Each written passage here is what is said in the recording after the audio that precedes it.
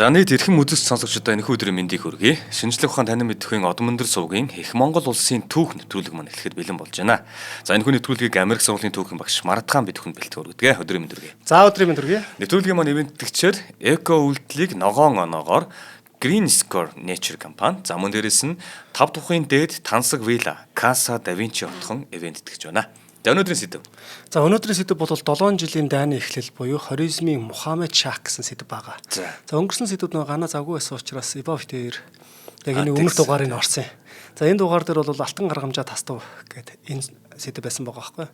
Тэр нь юу гэхээр ер нь бол хоризм Шах одоо Чингис хаан хоёрын хооронд бол ингээд харилцаа тогтож эхэлсэн. За худалдаа арилжааны гэл энэ мэтлэнгээр явсаар хагаад Гівгэнтэн Отроор хотын Иналчиг гэдэг ноён бүр гэд зөвүүнэр гэсэн үг байхгүй. Монголчуудын одоо худалдаа арилжаагаар явсан тэр бараа бүтээгдэхүүнд нь шунаад за тэгээ 450 худалдаачин бүхий 500 тэмээ ачаа бараа энэ бүгдийг ер нь өөрийн болгохын тулд бүгдийг цаазалсан.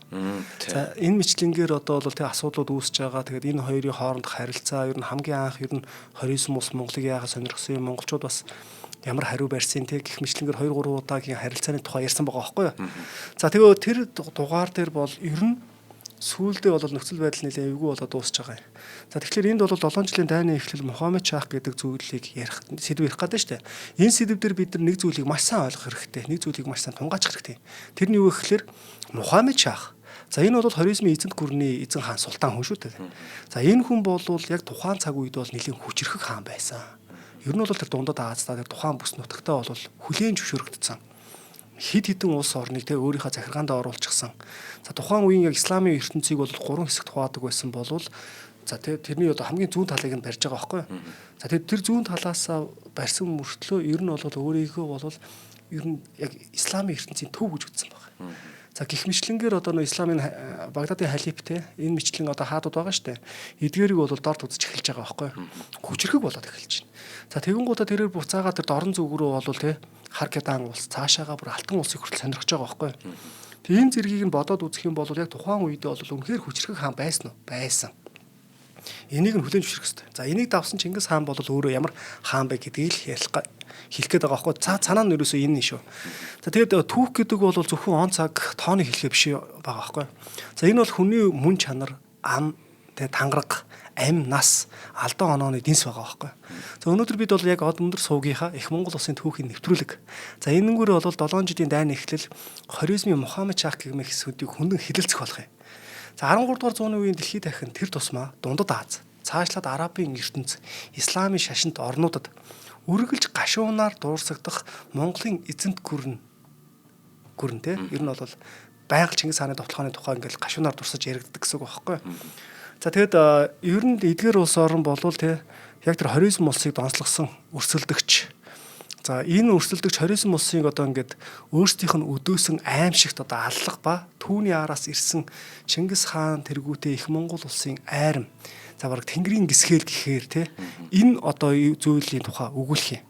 За энэ өгүүлэхтэй болвол яг энэ дайны эхлэл хэсэг ямар болсон бэ? За тэр алтан гаргамжаа тасар буюу илч худалдаачдыг цаадсан нөх өмнөх дугаар дээр ирсэн бол өнөөдөр тэр дайны эхний хэсгийн талаар яриад явах байхгүй.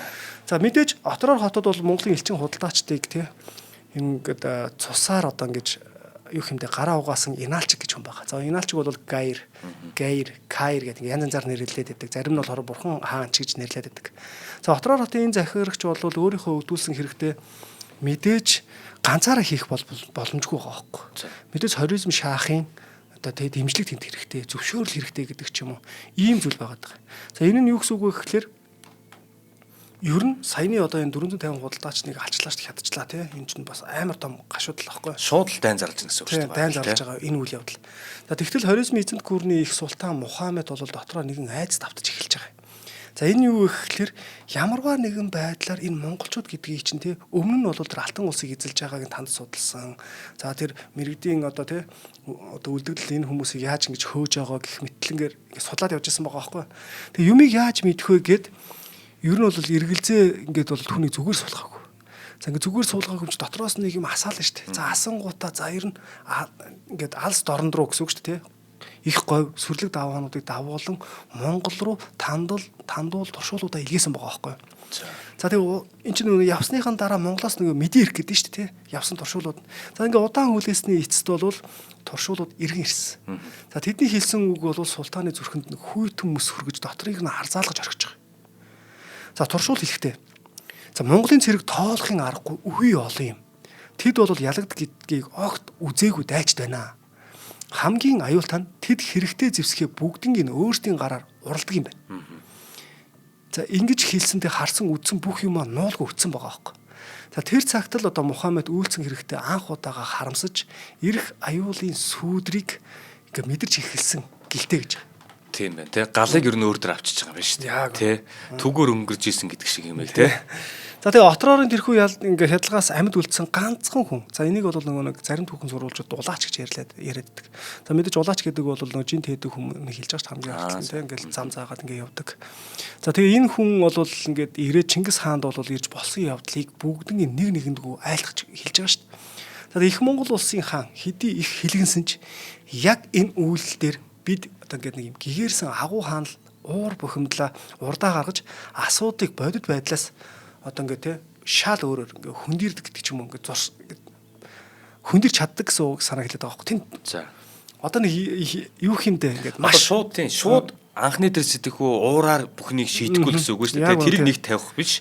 Тэрний хажууд талгаар зогсож жагаад асуудалд бодитойгоор хандах гэдэг. Тийм үндсэн хэлэх гээд байгаа санаа маань болохоор ингээд Монгол төрийн заншил элчин ёсыг дээдлэн уур нь буцалсан ч 1218 оны намар дахин нэг боломж олгохоор шийдсэн байна. За тэрээр Ибн одоо Каврач Богра гэдэг. За энэ тэргүүтэй элчийг томилж султаанд ийхүү хэлүүлсэн байдаг. Чи худалдаачдыг хамгаалж үл довтлох ам өчгөө өгөөгүй лөө. Гэтэл ам тангаргаасаа ницэж жигсүрт үйлдэл гарган гинэ. Султан хүн исламын сүсгтэн хүмүүст итгэл эвдэн гэдэг бол бүрч босромог хэрэг босоо гэж. За тэгэхээр саяны энэ явсан 450 худалдаачин хүмүүс дотор дийлэнх нь одоо бараг л хоризм шаах одоо хоризмын бараг иргэд одоо ингээд ислам шашинтай хүмүүс байгаа даа байхгүй. Тэр хотыг мэддэг те. За иймэрхүү хүмүүс байж таарсан байгаа. За хэрв Янаалчиг хаан чиний тушаалгүйгээр үүнийг үйлцэн бол түүнийг надад тушаа. Би шийдэх ёстой те. Үгүй яваас дайтаж хадгалах нь зайлшгүй болно гэж. Одоо хоёулаа ганц хөө энэ үйлдвэрийг зөв бодоод үзэхэд ямар энгийн үг баг энгийн үг байгаа сте тий. Тим хэмжээний хохирол амссан хаан шудраг бусын эсрэг хэрв орчин цагт өнөөдрийн тий зод мөндрийн эрхийн найруулагч ганц байсан бол яг яах байсан бэ? Чи яг ямар үйлдэл гаргах байсан бэ? Чиний 450 худалдаачны чинь алаа хийцэн 500 ингээд тэмээ бүхий ачаа бараагийн чинь тий юу ч устгаа хийцэн за нэг хаан байгаад. Чи ямар үйл явдал гаргах вэ? Тий ядчил тооцоо бодно л гэж бодно шүү дээ тий. Тооцоо бодно л гэж бодож хамгийн дөрөвд. Анх энэ видеог сонсчингуудаа зүгээр өстой асар ихээр л болох бах те. Ер нь бол би яг яаж төсөөлөхийг мэдэхгүй байгаа байхгүй. Гэтэл Чингис хаан бол яг дипломат байдал те энэ зүйлийг дахин тодруулах тэгээд Отроор хотын Янаалчгийг надад өгөөл гэж байгаа байхгүй. Би өөрөө шийтгэнэ гэж байгаа. За энэ бол мэдээж Чингис хаанаас хоризмын Мухаммед Шахд өгсөн эцсийн сануулга те эвээр зохицох гэсэн сүүлчийн одоо гүүр гэх юм уу те ийм зүйл байгаа байхгүй. Гэвч эцсэн хүн ална гэдэг чинь те ийм үлгэр болж байгаа. За тэгэхээр юу гэсэн үг вэ гэхээр Мухаммед султан алдаагаа засахын оронд бүрч гүн ангал руу өөрийгөө одоо оруулж байгаа. Ийм хариу ирж байгаа. За энэ хариу бол ингээд те одоо энэ хариуг нь штэ те хоёул ингэж бодъё. Нэг орчин цагт хүмүүс хэлдэг штэ харьцаанаас харьцаа шүү гэл те. Харьцаанаас харьцаа үүсэн штэ гэл ингээд яриад штэ. За тэгэхээр одоо Чингис хааны гаргасан үйлдэл саяны гаргаж байгаа үйлдэл те Мухаммед Шахын хийсэн дараагийн үйлдэлд ингээ харьцуулж ингээ бодоод үзье. За Мухаммед Шах тэрээр ирсэн элчийг алаад дагалдан явсан төшмөдийг доромжлон сахлыг нь хуссан байгаа байхгүй. За мэдээж тэр дагаж явсан гэхээр чинь тухайн одоо хоризм улсын соёл авахыг сайн мэддэг муслим шашинтай хүн байж таарах гэдэг байгаа байхгүй. За тэр муслим шашинтай хүний хувьд бол сахлыг нь хусан гэдэг бол маш том доромж болж таарах гэдэг байгаа. Тэ? За тэгээд ингээ буцаасан байгаа. За түүгээр зогсохгүй тэрээр элчид дамжуулж хэлсэн үг нь би чам руу очиж явна. Чи ертөнцийн хязгаарт байсан ч чамааг олж хүмүүсийг чинь устгасан шиг чамааг өөрийг чинь үгүй хийн хэмээн бүр ингээд ихэрхэн дангалцсан гэж байгаа байхгүй тий. Одоо дангалцах одоо юу юм бэ тий нэг. За иймэрхүү маягаар ингээ омог бардам хариу өгсөн байгаа. За яг л нэг ийм хүннүүгийн модон шаньюгийн домог хэсэг дээр гардаг да. нэг дунхуугаас нэг дунхуугийн вангийн илч ирээд нэг вангийнхаа ихэмсэг бардам үгийг хилээд нэг бараг л амар ингээл нэг ихэмсэг бардам байдаг штэ. Даналцдаг. За яг энтэй л адилхан зан гаргасан байгаа байхгүй. Тэгэхээр сая одоо нэг юмыг бодоод үзтээ.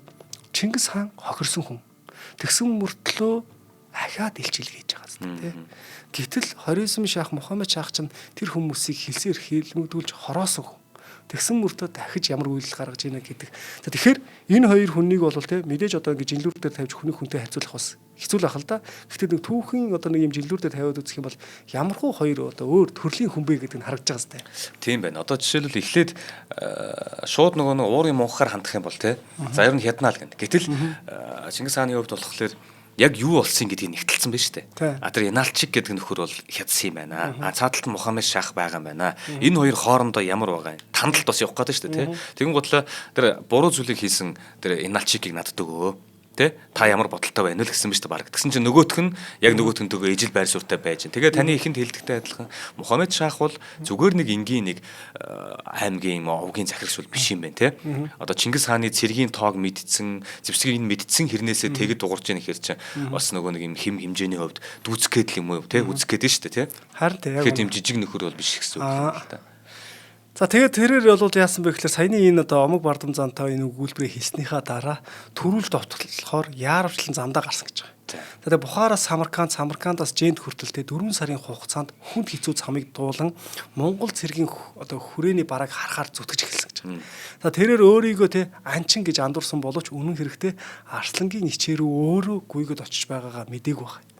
За дараагийн түүхүүд бол үүнийг илүү ингээд дэлгэрэнгүй ярих болно. За гэхдээ энэ Бухараас Самарканд Жинд тэр Ээгүр гэдэг энэ газар ба шүү дээ.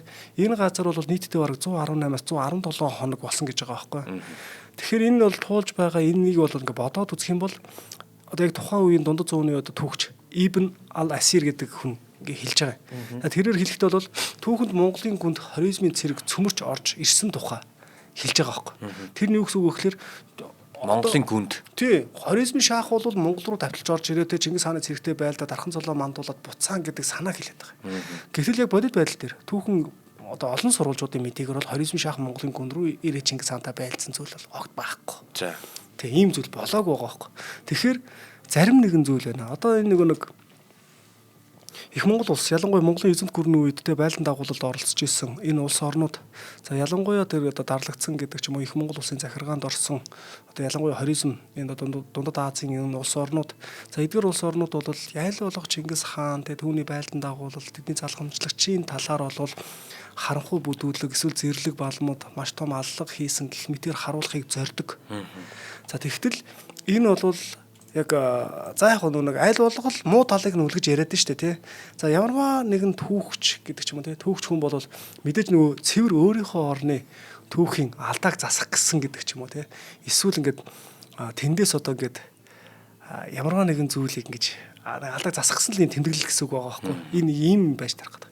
Гэтэл түүх гэдэг бол ингээд мартагдсан цаг хугацааны тоосон дундаас тодорч харагдах үнний эрэл байгаа байхгүй. Тэгэхээр энд ийм зүйл болоогүй гэдгийг бас давхар санах хэрэгтэй. Нэг юм асуух хаа. Энэ хоризмын яг одоо байрлаж байгаа байрлалыг нь би хайгаад байна л да. Одоо тэр 3 хэсэгт исламын шашинтай 3 төв хэсэг байгаа гэдэг чинь. Тэгэхээр зүүн гарталт нь гэхэр чинь одоо хиний хувьд бол Мухаммед шахын хувьд бол энэ Самарканд гэхэр одоогийн Узбекистан гэдэг аваар. Тэгэхээр чинь нааталтай байгаа гэсэн үг тийм. Тэгэхээр ер нь Монголын одоо их цэргийн хамгийн нааталт тулах исламын шашны анхны мөргөлдөн гэсэн үг. Яг үнэ. За одоо энэс чинь зогтоогоол дараагийн үйл явдлууд айгүйх холбогдоод явчихна штэ. За хоризм шахыг ялсны дараа хоризм шах чинь өөрөө аим том эзэнт гүрэн байсан. Эндээс чинь нөгөө нэг муслим шашинтай хүмүүс чинь цаашаагаа яваад нөгөө Багдад руу очиж байгаа. Багдадын халиф дээр төлөвлөлөж чинь тий. Тэгээ дараа нь хөлөггүй шайны очиж тэнд ингээд Багдадыг одоо халифыг ингээд буулгаж авахар чинь ахаад нөгөө муслимчууд чинь дахиад цаашаагаа нөгөө Египтийн Каирт байгаа Кутуд султан руу очиж чинь тий. Тэгэхээр одоо Каир Багдад, Самарканд одоо Урганч те. За одоо энэ Курганч гэдэг. За энэ хотуудад ингээд төвлөрсөн 3 том исламын төв байгаа байхгүй. Хамгийн зүүн тал нь хоризм болж таардаг. Тийм байна. Тэгэхээр хамгийн дөрөнд мөргөлдөж байгаа юм байна тий. Тэгээд тэр үедээ үнэхээр бас тэр хавийнхаа хүчирхэг байсан учраас өөрөө бүр байлдах гэж ирж байгаа юм байна шүү дээ тий. Ирак чинь бараг л захиргаанд оруулсан нэг тиймэрхүү хүн байгаа байхгүй. За Ибн ал-Асирийн бичснээр бол хоризмын Мухаммед шах өөрийн биеэр сэргэлж Чингис хааны хүчирхэг цэргийг урьдчилж довтлон буулгаж авахаар яарчээ гэсэн ийм зүйл байгаа даа тий. Харин Ан Насави гэдэг хүн арай өөр төр зураг ярьдаг. За тэрээр султаныг мэрэгдийн Хүүдүү хааны эсрэг дайлж яваад монголчуудаа санамсаргүй таарлцсан гэж өгүүлнэ.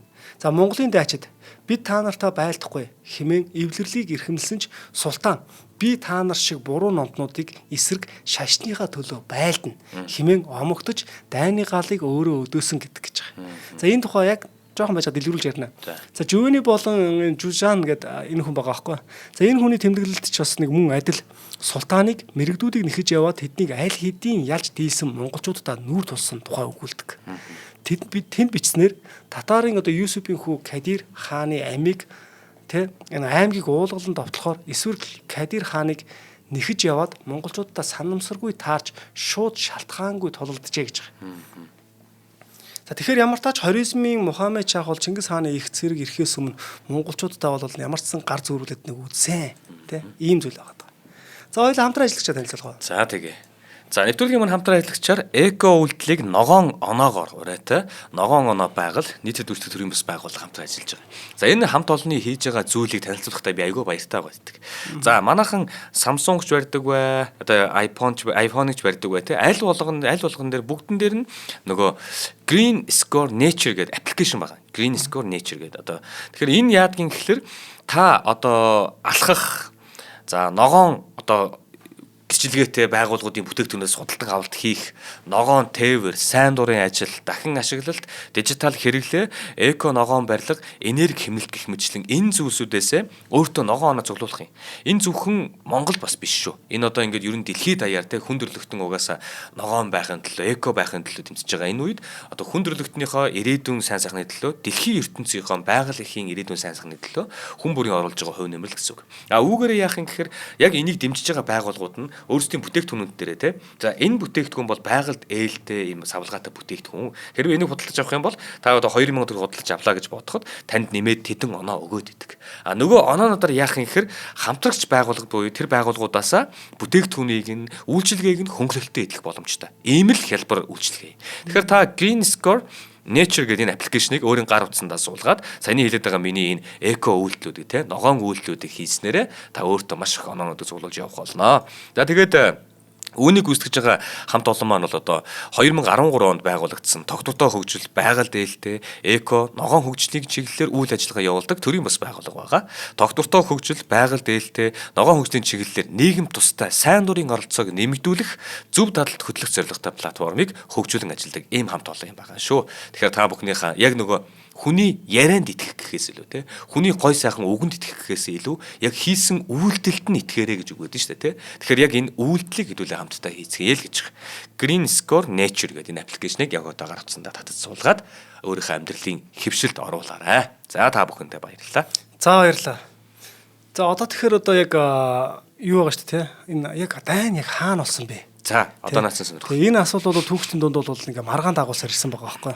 За Ибн ал-Асир гэдэг хүний те ингээ энэ хүний нэр нэлээх гарах юм.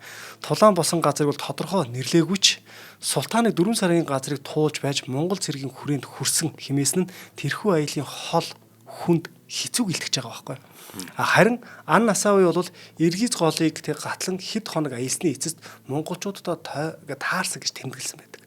За хамгийн тодорхой дүрслэлийг бол Жувений үлдээсэн байдаг. За Жувений бол султаныг Бухараас гарч Самаркандаар дайрч исламын ертөнцийн умард хязгаар болох Жанд хотоос тэг цааш аялсаар Кали болон Камич голын хооронд хүндэд хурч очсон тухай өгүүлдэг. За хоризмын Мухаммед шах түүний цээжинтэй дорн зүг довтолж алтан улсыг эзлэх их амбиц ногдж байсан. За энийг бол өмнөх дугаар дээр нэлээд сайн ярьсан те. За гэтэл хувь тавилан түүнд бол нэгэн далин болгох шиг болж байгаа байхгүй. Тэрний юу гэхээр түүний ихийн ураг болох Гангли аймгийн нутагт мэрэгдүүд орнож байгаа тухай мэдээг тэрээр авсан. За тэгэнгუутаа султан үүнийг ашиглан нэг сумаар 2 туулаа буудахаар шийдээд мэрэгдүүдийг дарах далимдаа Эмикийн одоо ингээ аймагуудыг уулгалан талах тэ боцохох ийм аргыг хэрэглэж ирсэн байна. За ингээд 1219 оны 1-р сарын дунд үеэр өвлийн тэсхэн хүйтэнд Самаркандаас цэрэг хөдөлгөж Сир Дарья мөрний Жант хотоор дайран хоризмын их цэрэг Иргиз голыг тэ эрэх тулж ирэхэд байгаль их тэднийг сорих мэт яг юм өстөө гол гэд байсан байгаа байхгүй. Тэгээд тэ. За хэд хоногийн хүлээлт гэд хүйтэн жавар гэвч султан зөрүү зан гаргаад тэднийг одоо урагш туусаар голыг гатлан 2-3 өдөр аялсны эцэст Кайли Кемич голуудын хүндийдэх Ийгүр хэмээх газарт хөл тавьсан гэж байгаа. За гэтэл тэнд султаны төсөөлөөгүй дүр зураг угцсан байгаа. За хятад сурвалжид бол юу хэмээх тэмдэглэсэн энэ хүндийд ердөө хэдхэн хоног юм. Бараг хэдхэн цагийн өмнө тэнд дайн болсон. Нөгөө нэг дарах гад ирсэн мэрэгдүүд те энэ хүмүүс бүгд хөгжсөн байгаа байхгүй. За. Кипчак зэргүүдтэй хамт. Тэгээд Кутуз гэнэ хин Мухаммед Шах. Мухаммед Шах яасан бэ гэхэлэр тэр дайнд болсон тэр хөтөл дундуулт ингээ явж байгаад нэг амьд хүн олж авсан байгаа байхгүй. За энэ нэг амьд хүн олонгуудаа юу болсон тухайг нь асуусан чинь биднийг монголчууд ирээд те бүгднийг ингээ хүйс тэмтэрчлээ гэдэг зүйлийг сонссон байна. За ингээд ийм юм сонссон энэ үед бол Мухаммед бол эхлээд тэр газарт болсон дайнд тэр ялагдсан цэргүүдийг харсан мөртлөө ер нь омог бардам зандаа хөтлөгдөөд монголчуудын мөрөөр мөшгөхөө шийдсэн. За ингээ монголчуудын араас дорн зүрх рүү ингээ өдөр шөнөгүй шогшоор ингээ довтлосоор хагаад ингээд маргааш өдрийн одоо ингээд өдрийн хэм маргаашийн одоо ингээ өглөөний урах нарнаар гэх юм уу анх удаага тэд нар монгол цэргүүдийг гүйцэж ирсэн баг. За энд монгол цэргүүд юу хийж явж исэн бэ гэдэг асуулт гарч иж байгаа зү тий. За мэдээж сая бол ингээд нөгөө нөхцөл байдлыг нөгөө талаас нь харах юм бол за энд нэг дайм болсон байна. За 1219 оны 1-р сарын жихүүн жавар тачигнсан энэ өдрүүдэд Монголын морь цэрэг Чүй мөрний орчимд мэрэгдийн үлдэгдлийг бут цохоод тэдний мөшгөн баруун зүгт шуурга мэт довтлосоор юу хэмээх газарт хурж ирсэн. За энд мэрэгдүүд Кипчакийн цэрэгтэй хүч авсаран эцсийн эсэргүүцлээ үзүүлсэн ч Монголын төмөр мэт сахилга баттай цэргүүд Сүбэдэ Жанжны Баатрын одоо ингээд тактикийн өмнө тэдгээр мэрэгдүүд бол өвдөг сөгцсөн. Хүчин мөхсцсэн. Сонирхолтой нь Перс болон Арабын сурвалжуудад энэ цэргийг Чингис хааны ууган хүү зүч захирж явсан гэж тэмдэглэсэн байдаг. Гэтэл түүхийн жинхэнэ одоо нууц бол энд л оршиж байгаа. Энэ юу гэхээр 1217 онд Киргизийг дайлаар мордсон зүч хизээ ямар учраас Сүбэдэгийн араас тулаанд ирсэн бэ? Монгол хятад сурвалжуудад энэ тухай бол огт гардаггүй. Харин одоо нэг юу яаж байгаа штэ энэ хоризм шаах одоо ингээд Дундад Азийн төвөгчд бол энэ талаар битсэн байдаг. Магадгүй султааны өмнө зогсож байсан тэрхүү сүр хүч, тэрхүү залуу ханхүүгийн нэр алдар хоризмын одоо тэр Дундад Азийн төвөгчдийн үзэгнд ийхүү мөнхөрж үлдсэн байх бас магадлалтай. Тэгэхээр энийг үгүйсгэх бас боломжгүй болчихдог байхгүй тий. За тэгээд хоёр талын цэргүүд таарлсан тийм биз? За тэгээд таарлтангууд нь Монголын цэргийн алдарт Жанжин тий Домогт Сүбэдэ Баатар хоризмын султааны их цэргийн өөдөөс ирж яваг хараад яарсангүй. Бас айсангүй. Тэрээр цэргийн ёсыг дээдэлж илчилгээ султаанд ийхүү хэлүүлсэн байдаг. Бидэнд тантай тулалд гэсэн Чингис хааны зарлиг байхгүй. Бид зөвхөн торноосоо мултарсан олзныхоо хойноос мэрэгдүүдийг л нэхэж явна. Гэвч султан та хатгалдахыг хүсвээс бид сонголтгүй боллоо гэсэн үг. Бид хизээч дайсанд нуруугаа харуулж үзээгүй, харуулахчгүй. Бид байлдааны журмаа гэдэг хадгалан эцсийн тусал хүртлээ тэмцэх болно гэдэг энэ үгийг хэлсэн байна. Тэр нь бол иймэрхүү л утгатай үгийг хэлж байгаа байхгүй. За ямар таач энд бол нэг сахилга бат гэдэг зүйл байгаа даа шүү дээ. Чингис хаан бидрэг тантай байлд гэж хэллээгүй. Тийм учраас та бол хамаагүй шүү гэдэг санааг хэлж байна. Хэрвээ бидэрлүү дайрах юм бол бас үзүүл үзээл гэсэн санаа байгаа шүү дээ. Тэгэхээр мэдээж энэ бол нэг айсан хүний үг биш. Харин тушаалдаа үнэнч цэргийн хатуу сахилга баттай Жанжны сануулга байгаа даа шүү дээ. Харин тийм үг болгон дэр юм явж идэг те. Өөрийг нь илтгэж идэг те. За Сүбэдэ зөвхөн хааныхаа зарлагыг одоо ингээ те бараг л бодож байгаа сте те хүлээж байгаа сте. Угаасаа л хаанаас айгуу том үүрэг даалгавар авчаад гарч ирсэн штэ. За гэвч Мухаммед султан энэ үгийг Сүбэдэгийн сул тал хэмээн андуурсан баг. За түүний цээжинд багтаж ядсан их омог бардам зан бас дээрээс нь хөөж оцсоор байгаа л те ялсан юм шиг зод ингээд юу хэмдэ өөрийнх нь яг ингээд цэцэн мэрэгэн оюун ухааныг нь далдалж байгаа байхгүй.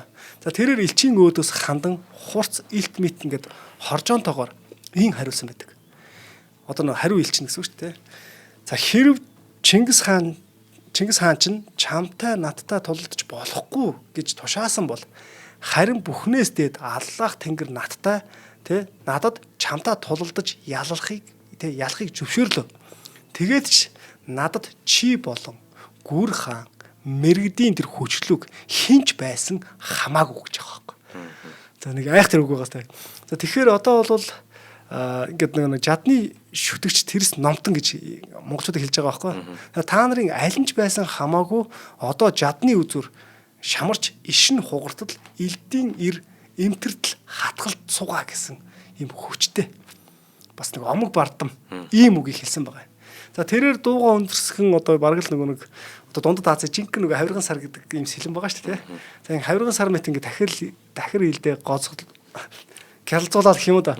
Ийм тушаал буулгасан байгаа. За султаны омог бардам үгс Кипчакийн хүйтэн агаарын бараг ингээд зүсэм маягийн те ингээд нэг цуйратах мэт болж байгаа. За тэрээр Сүбэдэ Баатарын эвийн саналыг үл том илдээ суглан одоо ингээд монголчуудын эсрэг дайрахаар шийдэж байгаа. За энэ бол зүгээр нэг тушаал биш. Харин хоёр гүрний ирээдүг цусаар бичих эхлэл байж байгаа.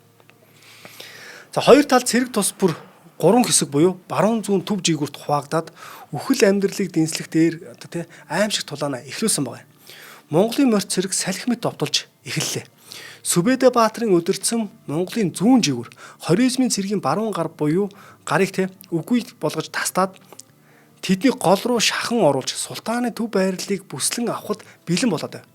Хоризмын их цэрэг сандарч султан Мухаммед өөрөө олзлогдох эсвэл ам өргөдөх аюулын ирмэгт тулж ирсэн яг энэ үед нь яг энэ эзэгтэй мөчтөнтэй султааны хүү зоригт дайчин Жалал ад-Дин өөрийн шилдэг цэргүүдээ аван хашгирсаар давшин орж ирж монголчуудын довтлогоог зогсоон эцгийгээ амийг аварсан байна. За энэ хүү тулааны үдэш тэг мөргөлийн цаг хүртэл үргэлжилсэн ч аль тал нь нөгөө бүрэн одоо ингээд нэг бүрэн буулгаж авч чадаагүй. За үчийн бүрий буухад тал нутагт үхсдийн цогцос шаргацсан дайштыг ёолох дуугаар дүүрсэн байгаа. За хоризмжууд аимшигт хохирол амсчаа гэж байгаа. Зарим сурвалжид тэднийг 20,000 дайчнаа алдсан гэж бичдэг. За тэр шөнө монголчууд нэгэн сонирхолтой арга хэрэгэлсэн байдаг. Тэр нь юу гэхээр тэд бууцсан дээрээ үе олон түүдэг гал асаагаад цэрэг ихтэй мэт харагдуулан хуураад шөнийн харахуугаар чимээгүй ухран оцсон баг. Угаасаа зорилго нь өөр явж ирсэн шүү дээ. Мэрэгдийг л устгах ёстой байсан, устгасан те Чингис хааны зарлиг энэ л байсан. За тэгэхээр зорилгоо биелүүлсэн. За хоризмын талд тэднийг явсныг өглөө нь мэдсэн. За Монголын цэргийн сүр хүчнээс зүрх алдсан Мухаммед султан тэдний араас нэгсэнгүй. Харин ч яарсаар 3 дугаар сарын сүүлээр Бухар хоттой эргэж ирсэн. За түүхч Ан Насави бол хоризмын цэргийг 60,000 монголчуудыг түүнээс хэд дахин цөөн гэж тэмдэглэсэн байдаг. За хэрв энэ үнэн бол Мухаммед султан үнэндээ тухайн үед Сүбэдэ Баатарын мэдлд байсан 5,000 гаруй цэрэг. Зөвчийн одоо ингээд цэрэг нэмэгдсэн гэдэг ингээд тооцоолоод бодоод үзэх юм бол нэг 7-8 мянга орчим л цэрэг байгаа байхгүй юм байх боломжтой. За Монгол цэргийн өмнө одоо ингээд 60,000 цэрэгээ авч очиж тэднийг дийлж чадлагүй зүрх алдсан гэсэн үг болж тарах гэдэг. Яг саяны энэ үйл явдлыг харсан чим. За надтай адилхан төсөөлж магадгүй хүмүүс байгаа ч удаа тахгүй би. Трой гэх кино байгаа. Тэр кинон дээр Агамемнон гэж хаан байдаг тий. Тэр хаан одоо тэр нөгөө Трой хотыг эзлэх гээд хэдчнэн мянган цэргүүдэд цуглуулад буудаг штэ. Хөрсөн дээр нь тий. Тэгээ буучаад нөгөө нэг гол баатартайгаа муудалцсан гутлаа өөрийн хүчээр дайрах гээд үздэг штэ. Тэгээд бүр тасдуулдаг штэ тий. Яг л энэ яваад энэ ер нь бол тий. Тэгээд яг нөгөө өөрийг нь бараг л баларч явах үед нь нэг баатар нь гарчаад аварч байгаа ч юм уу тий. Нэг яг ийм их үйл явдал яг яваад байна шүү. Зөө. Гоё юм байна. За яг ингээд тэр үед бол мэдээж нөгөө цэргийн тоог ихсгэх цуу тараах байдал бол айл улсад байсан залмих байгаа байхгүй. За 60,000 гэж зарласан хоризмын цэрэг бол үнэндээ бол 12-оос 16,000 орчим л байсан байж мэдээ.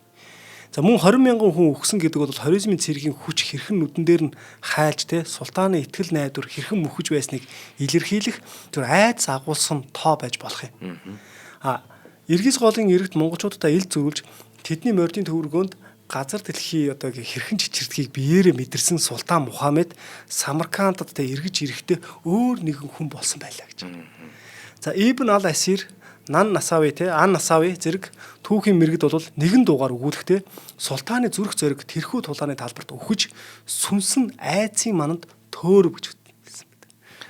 За Монголын их цэргийн ердөө нэгээхэн хэсэгтээ хатгалдаад ялалтын амтыг мэдэрч чадаагүй байтал хэрв Чингис хаан өөрийн биеэр үе төмөн цэргээ дагуулan ирвэл яах вэ гэдэг асуулт өөрийн ирэхгүй урган гарч ирнэ. За энэхүү асуулт султааны нойрыг хугасалж бодлыг нь одоо баг ингээд самарч эхэлж байгаа байхгүй. Гэвч тэрээр зөвхөн айц давцсангүй. Хашир хаан хүний ёсоор эрх шуурганы өөдөөс хаалт босгохоор яарвчлан хүлж эхэлж байгаа. За 1219 оны хавар Бухар хотын одоо ингээд агаар төгшүүрээр дүүрэн байж байгаа. Ер нь ирнэ гэдгийг мэдчихэж байгаа ш. Одоо л дайнд болон тодорхойлчлоо ш тэ. За ингээд Султан Мухаммед эренгүүтээ урд хойчод үзэгдээгүй хатуу хүнд шийдвэрийг гаргаж байгаа. Жилд нэг удаа авдаг байсан алар татварыг ганцхан жилийн дотор 3 удаа болгож байгаа. За ингээд 3 удаа болгонгуудаа ард олныхоо алт мөнгийг цэргийн санд төвлөрүүлж эхэлсэн. За тэрхүү их хөрөнгөөр цэргээ зэвсэгдэж Самарканд хотыг тойруулан тэнгэр тулсан сүрлэг хэрэм босгож эхэлж байгаа. За хот хэрмээ хамгаалж тэ хэрмийн чулуу бүрт султааны төгшүүр ирээдүйн айцын тамга бараг айц дараастаас байж бас болох юм тэ. За султан өөрийн хамгийн ихтгэлт хүн гэж байгаа байхгүй. За өөрийнх нь одоо ингээ төшмөл Шихаб ад-Дин Хиваки гэж. За энэ нэг хүн байгаа. За энэ төшмөлийг дуудаж ирүүлсэн байгаа. За тэрээр тэр хүнээсээ зөвлөгөө авч байгаа. За ингээд зөвлөгөө автал тэрээр султааны өмнө сүгдэн байж эзэнт гүрнээ аврах ганцхан замыг инх үтсэн байдаг. За эзэн хаан минь таны улсад эр зоригт дайчид үе төмөрөө байна. Бүх хязгаар нутагт зар түгээж бүх нийтийн дайчлахаа зарлая. Бүгд мөнгөөр хүнээрээ зүрхээрээ туслах ёстой. Ингээд их цэргээ аваад сайхан мөрний эрэгт очиж байрлая.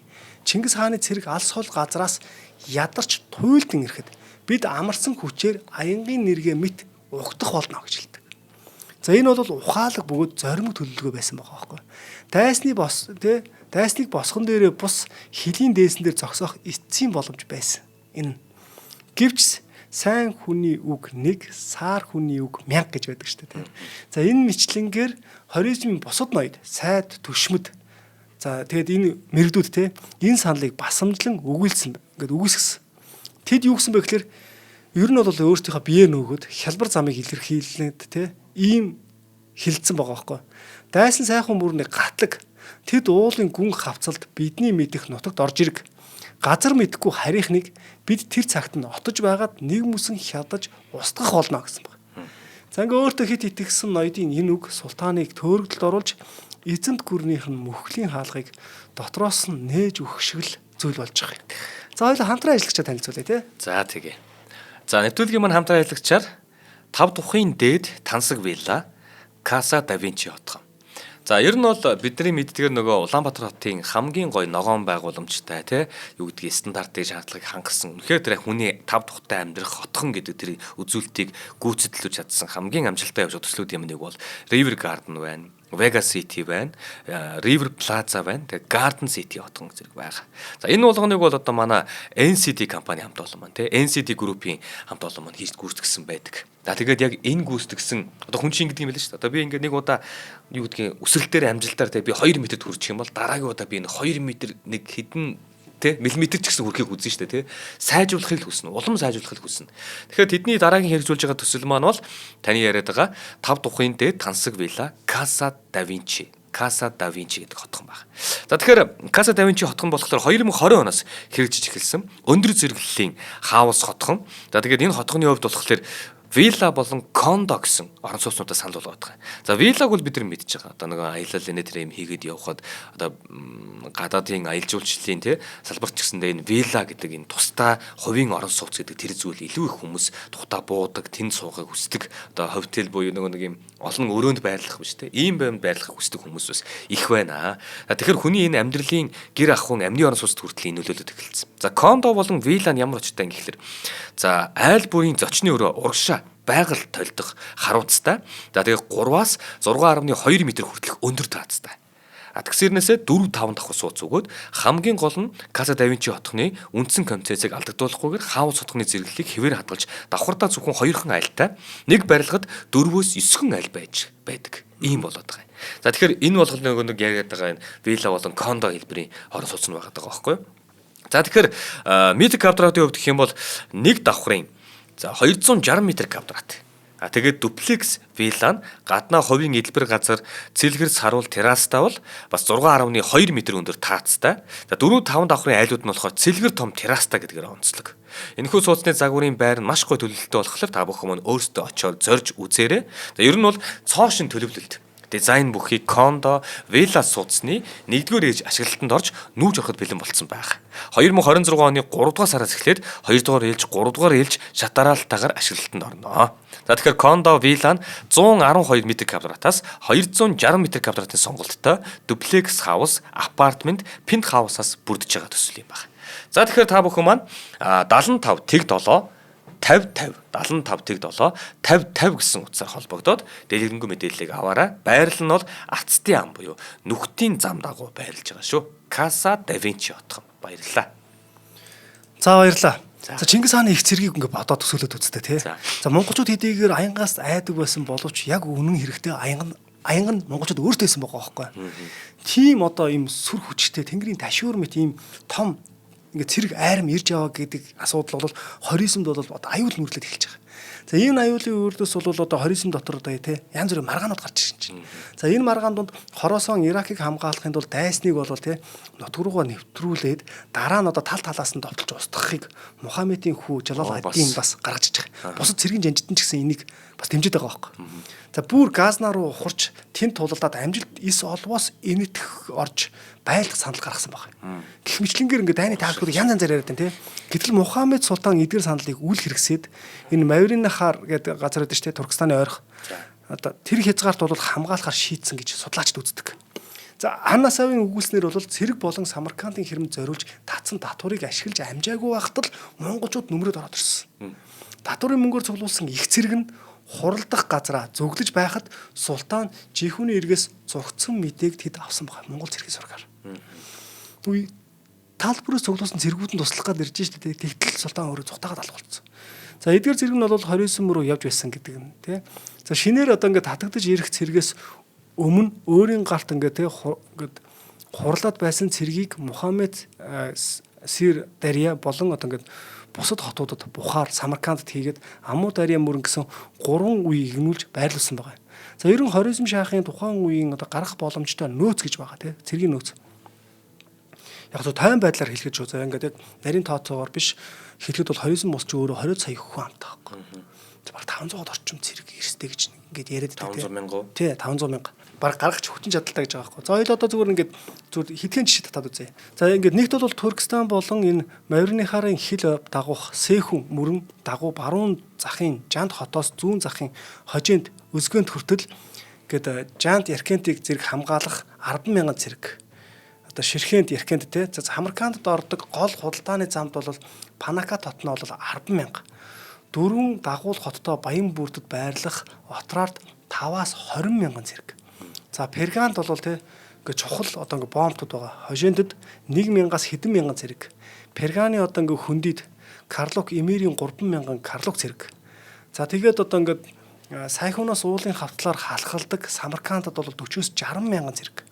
Хоризм Хороосон Герат эртний бактери орох замын тий бактери орох замын Зангила Бухар хотод бол 12-оос 30,000 цэрэг. За тэгээ эн чинь бол баг тодорхой цэргүүд нэг байгаа байхгүй. Гэтэл тэр Хутаалан, Термэс, Балх, Кундууз эдгэрт яг хэдэн цэрэг байгаа нь мэддэггүй. Гэхдээ л цэрэгтэй, айрамтай. За ингээд 29-ийн төв Курганч те, Үргэнч хотод бол 90,000 цэрэг байрлуулсан байгаа. За үүнээс гадна 29-ийн Парс, Лирсүртен, Луристан, Шүлистан мужууд те 100 орчим мянган цэрэг. За тэгэд Ирак муж те одоо Газнагийн орчим бол 20,000 цэрэг гаргах нөөцтэй байсан гэж байгаа байхгүй. Ийм том нөөцтэй. Тэгэхээр энэ нөөцөөс нь яасан бэ гэхээр бүх цэргээ цуглуулах нөгөө төшмөлийнх нь хэлсэн санал бол хамгийн зөв арга. Дээрээс нь монголчуудыг наашаа ирж явах замд нь бол те яг зөв тактик, цэргийн тактик хэрэгэлсэн хийсэн байгаа байхгүй. Гэтэл одоо яасан бэ гэхээр хамгийн ихний монголчууд орж ирлээ гэсэн сургаар бол Мухаммед Шах бол өөрөө хойшоо ухраад явж байгаа. Энэ үйл явдал болж байгаа. Тэгэхээр энэ хүчний эсрэг бас хоризмын тэр улсууд бас нэгдэж гинөө те. Цэрэг хүчийг хамтаж гаргах гэдэг юм. Хамтаж гаргаж байгаа. За гэтэл одоо энэ бас дараа нь ингээд тустай юм болоо явчих шүү дээ. Ер нь бол Мухаммед Шахын болон одоо яг тухайн үеийн Самарканд хот одоо юу хэмтэй Үргэнч хот те Самарканд хот хоёр том төв байгаа байхгүй. Гэтэл яг ингээл гадна талаасаа харагдахад бол хоризм улс бол нэлээд юм хүчрэх улс юм шиг харагдаж байгаа те. За боловч дотроо бас энэ 2 3 хэсэг болоо хуваагдсан. Энэ нөгөө задрал гэдэг. Тий, задрал гэдэг зүйл тий. За тэгээд тэрийг бол бас хоризмын Мухаммед Шахын ээжийнхэн тал нь бас нэг талын хариуцдаг Самарканд төвлөрсөн гэж байгаа байхгүй. Тэгээд улсынхаа баг одоо санхүү мөнгө те энэ бүх юмыг шийдэж идэг учраас ингээд нэг асуудал бас гарч хоорондоо ноёдууд нь эвтэн найрамдалтай тий нэг зүг рүү харж чадаагүй юм шиг санагдаад байдаг тий. Тэрнээс биш үнэхээр нөөц байгаа юу байгаа, цэрэг байгаа юу байгаа, газар нутаг байгаа юу байгаа. Харин тий. За ингээд Чингис хааны дайны бэлтгэл гэдэг зүйл байгаа. Мэдээж энэ чинь саяны дээр хийсэн тоо баримттай цэргүүдийн тоо тий энэ мэтлэнгээр бодоод үзэх юм бол хоризм улсын ус бол бас тоглоом шиг байгаа байхгүй. Тийм ч учраас Чингис хаан өөрөө энэ аян дайныг тий өөрийнхөө удирдлагын дор аваад явж байгаа. За тэгтэл яасан бэ гэхээр мэдээж их тань хийх гэж байгаа энэ үйл явдалд бол бэлтгэл ажил гэдэг зүйл зайлшгүй хэрэглэгдэх ёстой тийм. За мэдээж энэтэй холбоотойгоор бол 1217 оны намраас хурлаа зарлаад 1217 оноос 19 оны хавар тийм ихэнх хүртэл байгаль далаагаас арал тэнгис соёны нуруунаас араа тийм ингээд маш том өргөн уудам газар нутгийг бол монголчууд өөрсдийнхөө талд болгож авсан. Дотоодын бослого гэсэн сэдвээр ярьжсэн шүү дээ. Энэ өргөн уудам нутаг дотор талтаа бол ямар нэгэн бослого тэмцэл байхгүй болгож ард талаа бат болгож байна. За 1218 оны эцээр хоризм улсад зорьцсон илч худалдаач нарыг нь те хороосон мэдээ Монгол төрийн голомт хэрлэн туулын савд ирсэн. За Чингис хаан дахин илч илгээгээд одоо ингээ орчин цагийн улс төрийн гэдэг те ойлголтоор бол яриа хэлцээрийн асуудлаар шийдвэрлэхийг оролцсон байгаа байхгүй. Гэтэл элчийг нь хоризмын султан бол яасныг бол өмнөх дугаар дээр сая өмнө ярьчлаа тий. Тэгээж Чингис хаан одоо ингээд бидний хоорондох асуудлыг үүнээс хойш илд мисэл шийднэ гэж мэдгдсэн байгаа байхгүй. За Чингис хаан дайтахаас өөр аргагүй болсон. За ингээд шарагчин туулаа жилийн 1219 оны 1 сарын 18-наас 1220 оны 2 сарын 5-ны эхэнд Чингис хаан хуралдаа зарлан чуулж олон түмнийг зарлан жолоодож тий дагаж мөрдөх хууль цааз ёс заншлыг дахин тогтоож үр хүүхэд ноёд захирагчдыг түмэн 1100 болгон те ахин шинчилж хуваарлж байгаа.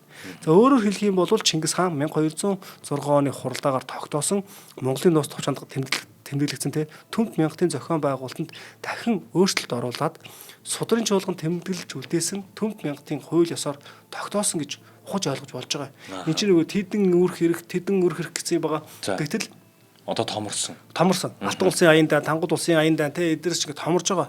За энэ үйл явдал дахин хуваарлт гэдэг зүйл явж байгаа. Дахин зүйл явж байгаа байхгүй. За ийхүү Чингис хаан дотоод асуудлаа буюу өөрөөр хэлбэл ард талаа бат хангасныхаа дараа их Монгол улсын арим хоризмын зүг хөдөлж байгаа эм дүрхөөр өнөөдрийн дугаараа жаргая да. За ер нь Маратхын нэвтрүүлгийг ингээд хамтраад хөтлөөд эхэлсэн цагаас хойш хэд хэдэн юм айгүй чухал надад анзаардаг болоод байгаа. Нэрэл та тэгэдэг гэсэн чинь нөгөө. Ер нь бол одоо ингээд би нэг зүйл байла те нэг үйл явдал байла. Үүнийг нөгөө талаас ингэж бичдэг те. Энэ талаас ингэж бичдэг, эндээс ингэж бичдэг. Энэнд өөрсдөө цензуртай хандах хэрэгтэй. Магадгүй шууд итгээд бид нар л мундаг байсан ингээд харанхуй харчих болохгүй. Нөгөө тал чинь бас ямар хүчтэй, ямар тоглоом биш вэ гэдгийг анзаарч явах хэрэгтэй. Хоёрдугаарт нөгөө тоон дээр те. Тоон дээр жишээлх юм бол тэдэн мянга, эдэн мянга тийм байсан, ийм байсан гэж өөрсдийнхөө нэмж бичдэг улсууд ч байна те. Эсвэл хэсэг дайсныгаа илүү их хүчтэй байсан гэж хэлээд түүнийг дарсан мэтэр баатар болохыг хүлээсэн улсууд ч байна. Хамгийн гайхалтай гоё зүйл нь энэ нөгөө туулсан зам нь те хийсэн үйл нь их болохоор хаа байсан дундад Аз за тэгээ цаашлаад маш олон орнуудын түүх архивын тэр эрдэмтдийн бичээд үлдээсэн тэр үзэгний үзүүрээр үлдсэн тэр зүйлээс бид нар эргүүлээд өөрсдөө олж таниад байх юм те. Бидэнд өөрсдөд манд үлдсэн тийм сайн бичвэрнээ тэр юм байхгүй. Тэгээд ядчил өөр дээрээс үлдсэн ганцхан үгээ бариад тэндээс хайхад тэр үгтэй нийлэх үйл явдлууд нь орж ирээд байх юм. Тэгээ энэ болгоныг ингэж бацаж юу гэдэг юм да нэг юм хагараад унтсан байгаа, бутацсан байгаа энэ хагархааг ингээд зүү бүрээр нь энэ тэндээс хайжуулж эвлүүлж бид бүхний энэ их болсон Монгол улсын маань түүхийг эргүүлэн хүргэж идэг нэгд түүхийн багш нартаа бас талархснаа илэрхийлье. Та бүхний маань ажил үнэхээр бас ингэж хэлэх ярих ёстой зүйл байдгийг шүү гэдгийг би бас уламжилж хийж бодож байна. Яг зөв. Стах баярлаа. За нэвтрүүлгийн маань хамтдаа ажиллагчаар харин энэ үйлдэлийг маань энэ зүйлийг маань бид бүхэнтэй дэмжин ойлгож хамтдаа энэ зүйлийг бүтээдэг хамтран ажиллагч байгууллага маань гэх юм бол эко үйлдэлийг ногоон оноогоор Green Score Nature аппликейшн хамт олон маань за мөн дээрээс нь 5 тухын дээд тансаг вилла Casa Da Vinci хотхон байлаа. За энэ хүн нэвтрүүлгийг бэлтгэн хүргэсэн Америк сургуулийн түүхийн багш Маратхан танд баярлалаа. За баярлалаа, маш их баярлалаа. Нэвтрүүлгийг хүлээн авсан Нарны аймгийн монголчуудаа баярлалаа. Одмондөр сувг нь энэ мэдчлэн таны мэдхүйн мянган нэвтрүүлгийг 2026 оны 7 сарын 1 хүртэл та бүхэндээ хүргэх юм. Их хэлээрээ шинжлэх ухаан танин мэдхүйг түгээхийн үлсэд нэгтгэх хүсвэл та бидэнд хандив өгөх боломжтой. Жилдээ ганцхан удаа 100,000 төгрөгөөр биднийг дэмжснээр шинжлэх ухаан танин мэдхүйг түгээх энэ үйл хэрэг амжилттай үргэлжлэх юм. Одмондөр нэр дээрх Худал агшлын банкны дансгаа 4191 тэгдүрв 518. Та 100,000 төгрөгөөр шилжүүлэхдээ гүйлгээний утга дээр нь өөрийн нэр болон утасны дугаараа заавал бичээрэй. 100,000 төгрөг хандалснаар Одмондөр сувгийн алтан гишүүн болох юм а. Шинжлэх ухаан танин мэдхгүй Монголд ялах болтугай.